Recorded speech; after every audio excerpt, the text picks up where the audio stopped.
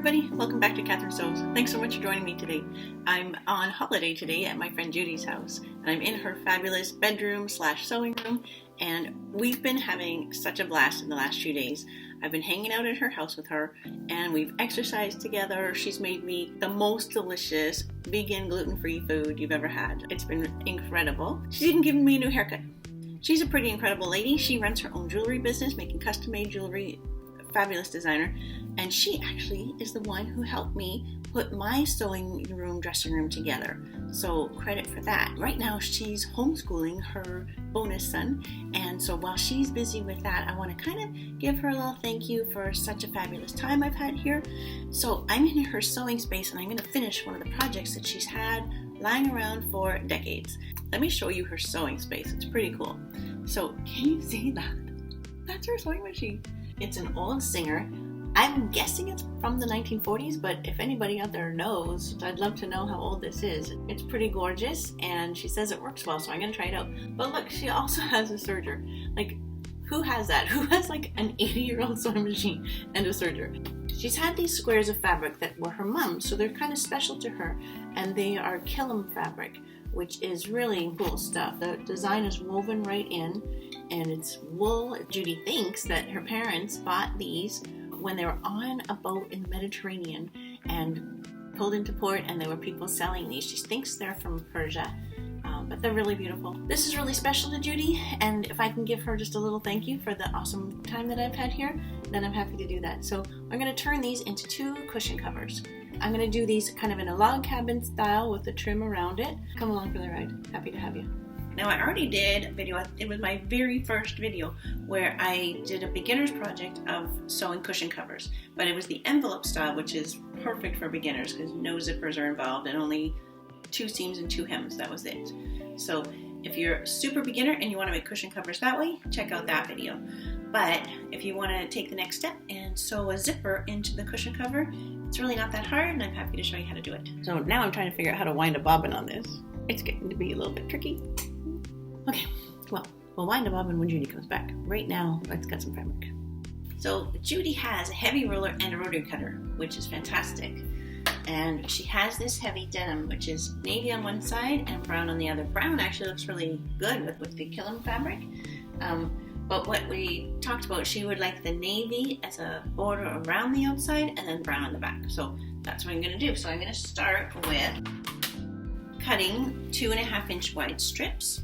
And I think I need 4 of them to cover 4 sides of the 2 cushion. Each strip will do 2 sides.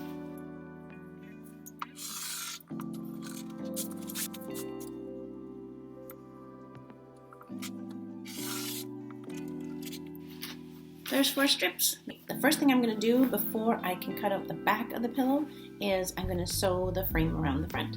So I've got my 4 strips, and I guess years ago Judy had put this satin binding around the edges to protect them, to stop it from fraying. There's no way I'm going to unpick that because it'll destroy the edge. I'm pretty sure it would do more damage than good. So I'm just going to leave that on, and I'm going to sew the strip onto that right sides together. The right side for the front is going to be a dark denim, and I'll just sew that together and then trim off what I don't need, press it out, and then do the next side. As we build the log cabin, you'll see how it all comes together. So I've got this machine threaded. That was a bit of a challenge.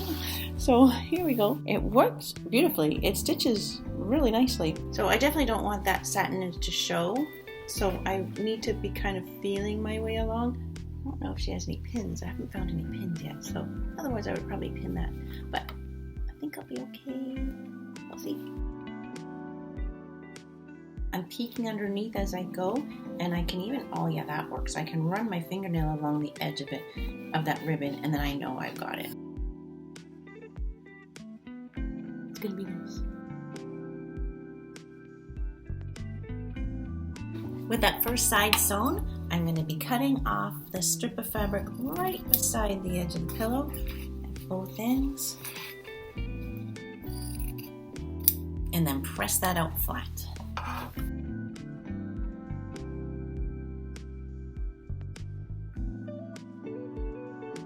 I want to attach the next strip to the other side of the pillow, the second side, but including that first bit of denim, going right straight through that denim and onto the pillow.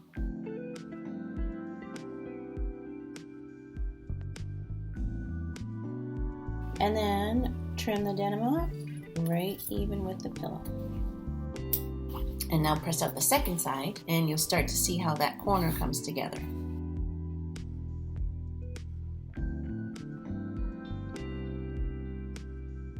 So I bet you can probably guess what's next, the third side. So each piece of denim that we need is a little bit longer than the last. The first one just had to be the length of the pillow. The second one had to be the length of the pillow plus the denim. Same with this one, it has to be the length of the pillow plus the denim. But the fourth one has to be the length of the pillow plus 2 strips of denim. So we're just building it up as we go.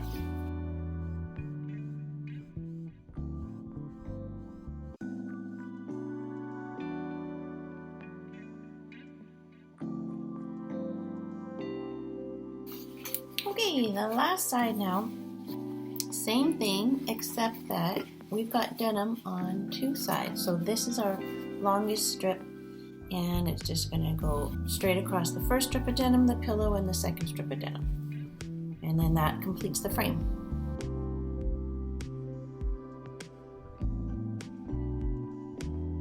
I'm using a white bobbin because I don't know how to wind a bobbin on this machine, and the white bobbin's all I could find. So that'll do. And press out the 4th side.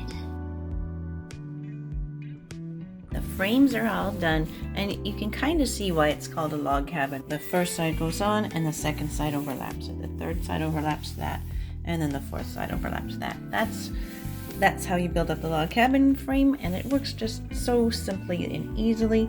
And I think they both look gorgeous. The dark denim really does set it off nicely, doesn't it? Beautiful. Okay, so now I'm going to be cutting the back. I'm going to put a zipper down the middle of the back of each pillow. So that means I'll be cutting a piece that's a little bit bigger than half of each pillow front. With the pillow folded in this way, I can see I needed exactly this dimension and then half plus seam allowance for the zipper. So I'm going to cut out 4 pieces like that. So now to prepare for the zipper, I'm just going to serge one of the long edges of the 4 pieces that I just cut. Of course, if you don't have a serger, that's okay. You can just zigzag these edges. You just don't want to have a fraying edge near a zipper, right? All the little threads will get stuck, so serging that edge or zigzagging will be just fine.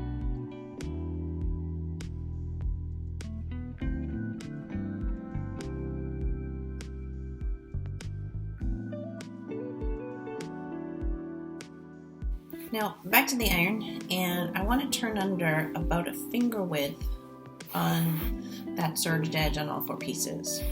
I don't know if Judy has a sewing gauge, but I'm just going to use my finger. It'll work fine. For the back of the pillow, it's going to be the brown side that is the right side. So I want to turn that finger width toward the wrong side, which is now the blue.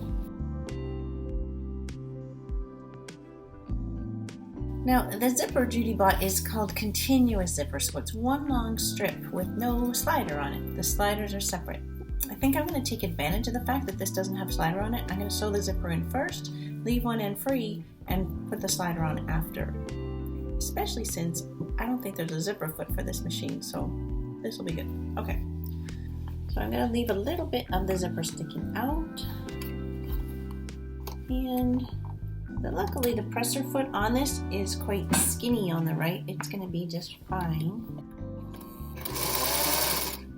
For the first side of the zipper, I just have the folded edge right up against the teeth of the zipper, and then I'm going to sew right close to it here. So you can see here I've got the folded edge of the fabric right beside the teeth and then sewing beside that fold.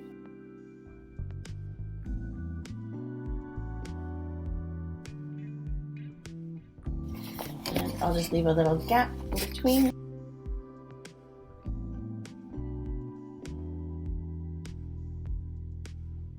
I can cut the zipper in between the two. This is just a nylon coil zipper, so it's not hard on your scissors to cut. You could do your second side in the same way and have the zipper exposed like that. I'm a bit more old-fashioned. I like the zipper to be covered, so I'm going to be covering over the zipper. Basically, I'm going to bring the folded edge on my second piece just to touch the folded edge or even that sewing line on the first side. and then I'll be sewing down this side. That finger width fold is plenty that I'm going to still be able to catch it here. If you do too skinny a fold there, you won't have enough, you won't be able to catch it on this seam. And again, if I could find some pins, I would use them right now. We'll be fine. So now my presser foot is on the other side of the teeth, and all I need to do is make sure that I'm keeping this folded edge, this edge of the second piece, in line here, and it's gonna be fine.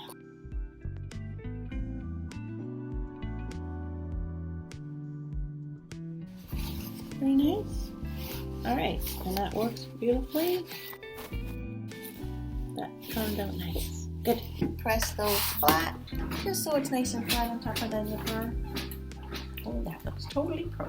Pressing as you go makes your work look so much more professional. It really does make a difference. Don't skip the pressing. So putting on these little sliders is nobody's idea of fun, I promise you that. But it's actually not too bad. To put the slider on, I'm opening it up a little bit, and I'm going to cut off a bit off the right side. Now I'm taking the slider with the round end down like that. The little curve of it facing down, putting it on the left. Just wiggle it in there, good. So it's on the left. Now I'm going to take the right side that I cut a little shorter and tuck that in. The right side is now tucked in. Now my two middle fingers now are going to pinch that zipper, the right side of the zipper tape, so that I can pull that slider on. So that slider is in, nice and secure. The slider is in now, but if I just pulled that right off, it's going to come right off the other end, and you'll have to do all that again. So just be careful when you're working with continuous zipper. Don't pull it off the other end. So the back is all complete, the front is all complete. Now I just got to put them together. Easy peasy. The back is here, right side up with the slider in there, and the front is going to go on. It's a little bit smaller. That just makes things easier, right? If I had tried to make the back exactly the same size as the front, I probably would have not. This makes it easier. And I just kind of want to make sure that the zipper is going down the middle, so let's just do that. And fine. Good. So now I'm going to take the rotary cutter. I'm going to trim off the extra of the back. I just did a bit more digging through Judy's sewing stuff, and not only did I find pins, but I also found all these little clips. That's kind of fun. I've never really used these clips too much, so let's try them out. So now with that trimmed, now I can just clip all around. I think the clips are faster than pinning. Oh, there's the benefit of sewing in somebody else's sewing. There's one pillow all evened up and clipped together, and you know what? I like the clips. They're both all clipped. I'm just going to sew around now, and I'm done. I generally don't serge around the inside of a pillow, only by the zipper, because you don't want all those fraying threads getting caught in the zipper. These edges are not going to fray it, and it would just add a little bit of bulk to the edge, so I'm not going to be serging. Just sewing around, and I'm done. Nice clean pivots for sharp corners on your pillow.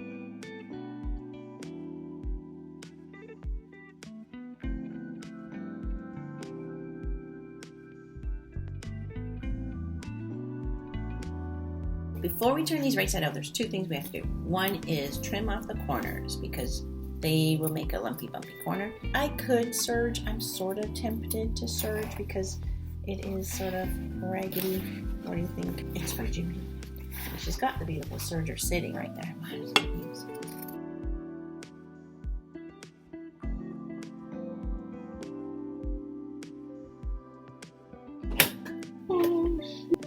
I just broke a needle on Judy's serger. You think she'll know it was me? Forget about serging. It never happened. The next thing we need to do before we can turn these pillows right side out is create a space. Okay, see the continuous zipper? That little gap right in front of that round end, that little gap, just put your finger right in there, and then it opens right up, and we can flip these out. Nice. Try to poke out all your corners nice and pointy. You can use closed up scissors, not open scissors, because that'll poke through. But closed up scissors, just gently poking out that corner. And then final press. For the final press, I'm gonna zip it back up. And then we wanna press it in a way that brings this seam right out to the edge.